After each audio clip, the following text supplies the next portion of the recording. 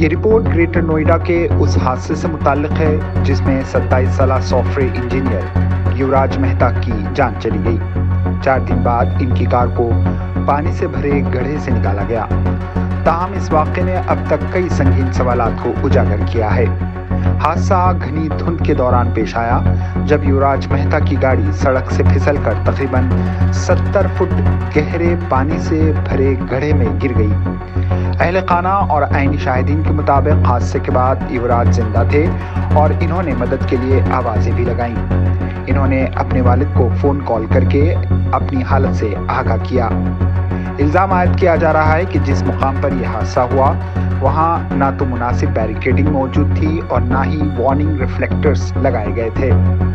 ख़ानदान का दावा है कि ये जगह पहले से ही ख़तरनाक थी, लेकिन मुताल्लिक़ा हुक्काम ने ज़रूरी हिफाजती इंतज़ामात नहीं किए। इस केस का सबसे अहम पहलू रेस्क्यू ऑपरेशन से जुड़ा हुआ है। रिपोर्ट्स के मुताबिक पुलिस, फायर ब्रिगेड और SDRF के जवान मौके पर मौजूद थे। इब्तिदाई तौर पर आईनी शाहिदीन के बयानात में कहा गया है कि रेस्क्यू एजेंसियां पानी के हद से ज़्यादा ठंडा होने और आलात की कमी का हवाला देती रहीं, जिसके बायस फौरी इमदाद कार्रवाई मुमकिन न हो सकी। इसी दौरान युवराज मेहता पानी में डूब गए। ताहम बाद में एक आईनी शाहिद, जिसे डिलीवरी बॉय बताया जा रहा है, ने अपना बयान बदल दिया। इसके नए बयान के मुताबिक पुलिस 15 मिनट के अंदर मौके पर पहुंच गई थी और तमाम महकमों ने मुश्तरका तौर पर रेस्क्यू की कोशिश की। इसका यह भी कहना है कि धुंध और पानी की गहराई के बायस लड़का और गाड़ी वाज़ेह तौर पर नजर नहीं आ रही थी। बयानात में इस तब्दीली के बाद इस केस में मजीद शुकूक व शुबहात पैदा हुए हैं। अहले खाना का कहना है कि हकीकत को दबाने की कोशिश की जा रही है, जबकि हुक्काम किसी भी किस्म की लापरवाही से इनकार कर रहे हैं। इस मामले में 2 बुलडोजर्स के खिलाफ FIR दर्ज की गई है, जबकि शहर के मुख्तलिफ हिस्सों में सड़कों की हिफाजत और इंतजामी नाकामियों के खिलाफ एहतजाज भी देखने में आया है। अवाम ये सवाल उठा रहे हैं कि अगर रोड सेफ्टी और इमरजेंसी रिस्पॉन्स बेहतर होता तो क्या एक नौजवान की जान बचाई जा सकती थी। फिलहाल ये मामला तहकीकात के मरहले में है। अहले खाना इंसाफ का मुतालबा कर रहे हैं और अवामी दबाव में मुसलसल इजाफा हो रहा है। यह हादसा महज एक इत्तेफाक नहीं, बल्कि सड़कों की हिफाजत, रेस्क्यू तैयारी और जवाबदेही के निज़ाम पर एक संगीन सवाल खड़े करता है। ब्यूरो रिपोर्ट, मुनसिफ न्यूज़। क्या नाम है आपका? मोनिंदर है जी। कल जो हादसा हुआ था, क्या कुछ पूरा हादसा था? आप चश्मदीद हैं, क्या कुछ देखा और आपने तब बचाने भी उतरे थे, क्या कुछ पूरा मामला रहा, क्या कर? इसमें जी जो गाड़ी एक्सीडेंट हुई है कोहरे में, वो करेक्ट 12 बजे के करीब हुई है।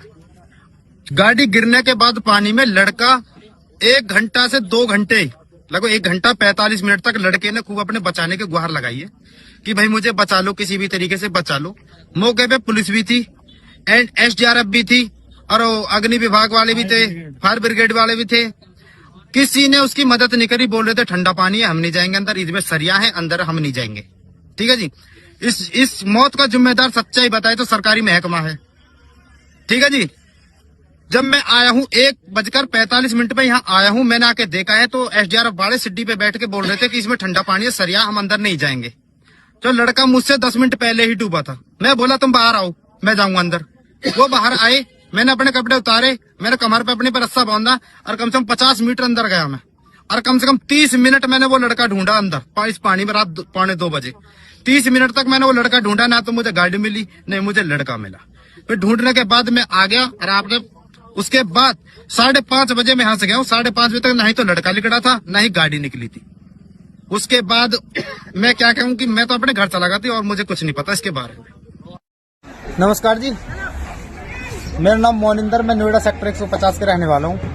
हमारे यहाँ पे जी 16 तारीख को एक घटना हुई थी। अभी एक ज़्यादा धुंध के कारण एक लड़का 27 साल वर्षीय रोड से सीधा तालाब में दागे गाड़ी ले जाए। तो रोड में दागने के बाद जो किसी भी तरीके से पुलिस को पता चली, 15 मिनट के अंदर अंदर वहाँ पे पुलिस पहुंची। कुछ लोग मौजूद थे, उन्होंने पुलिस को कॉल की। 15 मिनट के अंदर पुलिस पहुंचने के बाद उसने, इतने ही मैं पहुंचता हूँ कुछ समय बाद, थोड़ी सी देर बाद ही, तो पुलिस अपनी कार्रवाई में लगी हुई थी। पुलिस उसे पूरा कोशिश कर रहे थे बचाने के लिए। फिर कुछ देर बाद ही SDRF, NDRF, फायर ब्रिगेड सब ही समय पर पहुंच चुके थे।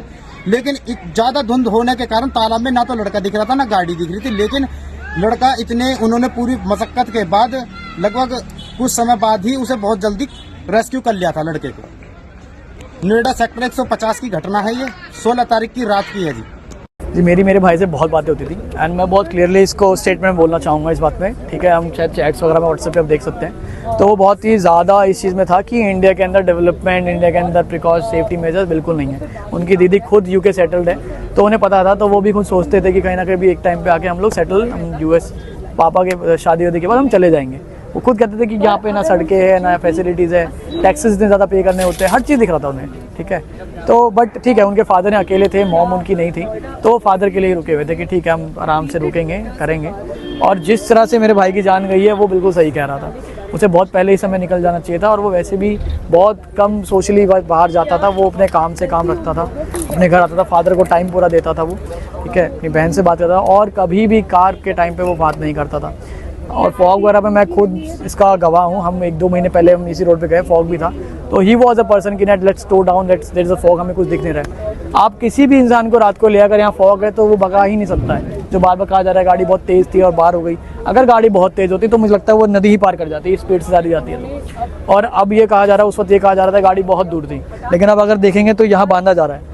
अगर गाड़ी यहाँ से निकलती है तो मुझे लगता है हमें किसी को कुछ कहने की ज़रूरत ही नहीं है, सब कुछ साफ दिख रहा है। अगर इतनी दूर से भी अगर इंसान को बचाया नहीं जाता है एक शांत पानी में, तो मुझे नहीं पता किस टीम को बुलाया जाना चाहिए कि आप ऐसे इंसान को बचा सकें। क्योंकि पहाड़ों में आप जाते हैं, वहाँ चलते पानी में भी इंसान को बचा लिया जाता है, यहाँ पे तो एक साफ पानी है, आप गिरा हुआ है और लोग बचा नहीं पा रहे। तो it's a total failure for system. थाना नॉलेज पार्क अंतर्गत ये घटना, बहुत दुखद घटना घटित हुई है। हम लोग उनके परिवार के साथ खड़े हैं। इस घटना में सूचना मिलते ही स्थानीय पुलिस द्वारा फायर ब्रिगेड को जोड़कर तत्परता से उसको बचाने के लिए सारे उपक्रम सुनिश्चित किए गए हैं। इसके लिए जो लैडर है, फायर ब्रिगेड की लैडर, फायर ब्रिगेड की क्रेन, साथ ही साथ सर्च लाइट्स और मेकशिफ्ट बोट का उपयोग करते हुए उसको बचाने का प्रयास किए गए, और फाइनल रेस्क्यू एसडीआरएफ को जोड़कर सुनिश्चित किया गया है। उस समय 0 विजिबिलिटी थी। इस घटना के संबंध में जो पीड़ित हैं उनकी तरफ से, उनके परिवार की तरफ से दी गई तहरीर के आधार पर सुसंगत धाराओं में थाना नॉलेज पार्क में अभियोग पंजीकृत किया गया है। हादसे की जांच की जा रही है, और जो भी इसमें दोषी पाया जाएगा उसके विरुद्ध कठोरतम कार्रवाई सुनिश्चित की जाएगी।